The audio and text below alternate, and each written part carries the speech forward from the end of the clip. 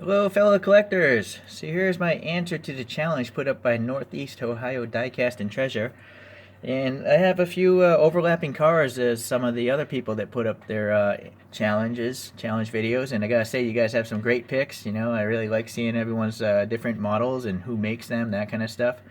But I do have some more overlap, and I do want to say that I'm not going to include hypercars, and I'm not going to include purpose-built competition race cars. I'm just sticking to like street legal cars and pretty much anything before a hypercar. So there's no McLaren F1 in this one.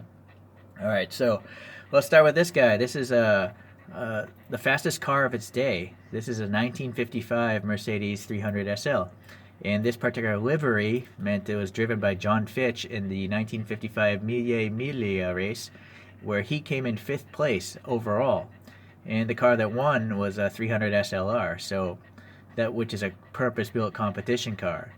So it's really impressive that you could take a stock vehicle from a dealership, make a very few modifications, and you can go race an international level race and come in fifth place. So big 1955, this thing only made like 240 horsepower out of its six-cylinder engine. So, but for its time, it was still the fastest. It was really aerodynamic, so it was the fastest car of its day, production street legal wise.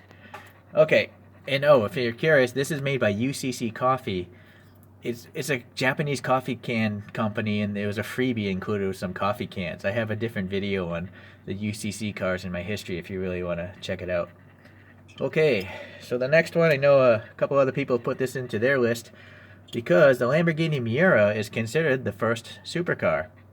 There's a mid-engine V12 in the back, around 3.9 liters, and Marcello Gandini was the stylist of this.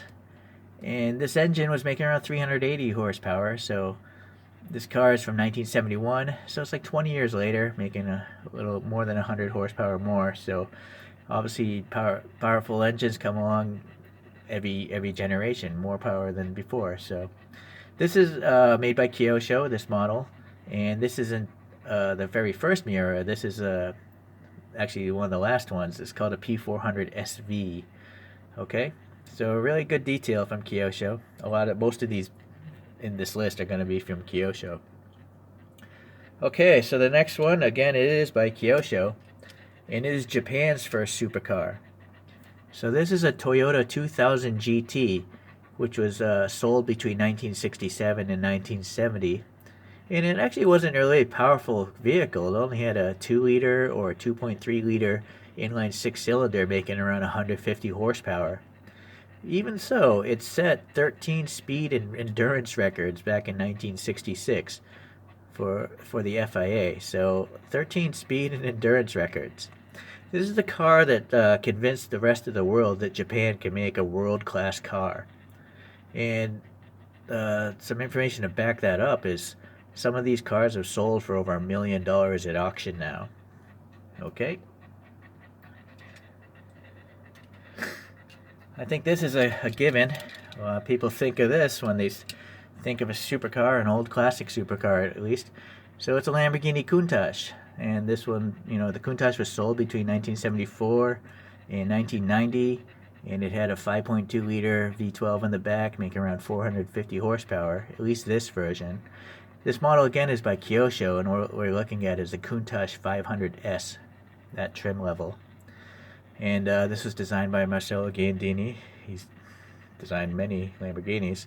But, you know, when I was a kid, this is the car I thought of when I thought of a supercar. Scissor doors, totally impractical looking. It's just what it is. Okay, so. Okay, actually not a Kyosho for a change. This is a Tomica Limited Vintage Ferrari F40. And so, well, I'm trying to keep it open here so you guys can see the details here. Okay, so the Ferrari F40 was sold between 1987 and 1992. And now we have a twin turbocharged V8 making around 480 horsepower. You can obviously see the engine is in the mid-rear position. Uh-oh, almost had a disaster there. And so now we're getting into composites as far as the bodywork. Before, everything else was traditional steel type of bodies or perhaps aluminum as well. But the Ferrari F40 started to introduce Kevlar and carbon fiber composites. And the reason why this car came about is Ferrari was starting to get a reputation for making really soft and gentlemanly cars. So Ferrari said, hey, we can make a mean, aggressive car. So this is it. It's almost like a race car for the road. So it's very Spartan and very crude and like very hot and loud and everything like a race car. So as I mentioned, TLV, Temecula Limited Vintage, made this model. It's a really pricey model, but it has its benefits, you know. You can see a lot of detail, of course. Okay, so my solar panel can't even hold it to keep up with this, the weight of these things. Alright, so the very last one here. It's hard not to include Porsche into the list of supercars. I mean, I think of a 911 Turbo as the first Porsche supercar. I just don't happen to have one in my collection, so I'm skipping over to their second supercar. Actually, the 959 is probably their first supercar. First real supercar. And then this is their second. This is the Carrera GT, which is sold between 2003 and 2007. And there's a 5.7 liter V10 making around 600 horsepower there in the mid-rear position. And then this thing has an all carbon fiber body, so we're getting to the modern times now. Okay, so that's really it for me. Hopefully you enjoyed them. Mostly it's Kyosho's as far as the models I collect, it seems. But that's that. Okay, well, I like watching everyone else's videos, and I appreciate the challenges. Gives us all a reason to, you know, pull out our diecast and show them off. Very well. Take care. Bye-bye.